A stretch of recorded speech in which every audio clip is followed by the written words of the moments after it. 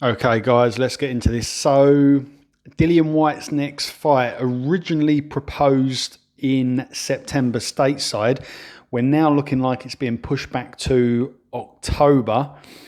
And, guys, it looks like it's set to be in the UK, unfortunately. So, this is very, very disappointing. Now, obviously, there was a few interviews going back and forth over the course of the weekend around Fight Camp 2, where Dillian rocked up with, I don't even know what this is. Tea cozy, helmet, flower pot. Someone in the comments tell me, because I don't have a clue. Anyway, talking about opponents, and it looks like the shortlist is down to two. We've got a Chris Arreola and an Andy Ruiz Jr. At least those were the two that were mentioned in the interview that I've seen on IFL, okay? Now, I don't know about you, but I've got absolutely no interest in the Chris Arreola fight. He's coming off a loss. He's way past his best, and he's coming to the end of his career. But someone like an Andy Ruiz Jr., that's a legit challenger. That's a former unified champion, coming off a win, decent record, looking in much better shape than what he did against than how he came in against Joshua for the rematch. He looked like a fridge in that fight. So that would be a legit challenger. Now, if I'm Dillian Whyte, you've got to be looking at the rankings saying, well, look, I can't fight Deontay Wilder. He's scheduled for this sort of trilogy fight in October. We'll see if that happens. So he's tied up till 2022. Andy Ruiz Jr. is ranked number 2. He's the next available person that you can challenge.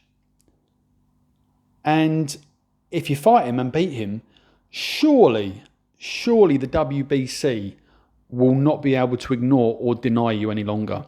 Now, I think personally, not going out to America is a missed opportunity. I spoke about this in a previous video concerning Tony Yoka's next fight, where he's now scheduled to go out there and make his debut in September. Albeit he's fighting a complete and utter bum, but he's doing the right thing, at least as far as raising his profile. There's no good having your first 15, 16, 17 fights in France and expect people to actually know who you are, despite what he's achieved before turning professional. Honestly, you've got to make a name for yourself out in America. Now, Dillian Whyte has already fought stateside, but that was very, very early in his professional career. So I think going out there now that he's obviously got a lot more experience under his belt, he's built up a bit more of a fan base.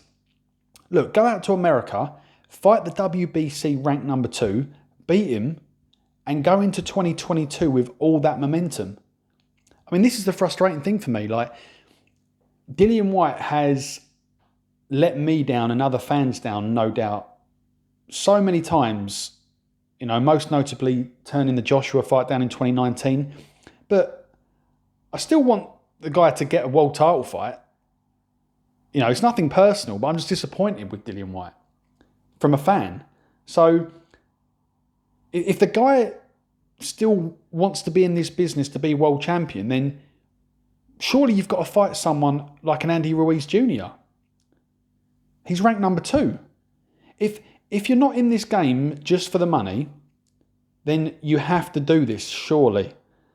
So, look, that's what I just think. Apparently, Hearn has made Team Ruiz an offer in the region of, what does it say here, $5 to $6 million. The thing, obviously, with that is if you're Andy Ruiz and you're not looking or actively looking for the Dillian Whyte fight, and they come to you with that offer, what are you going to do?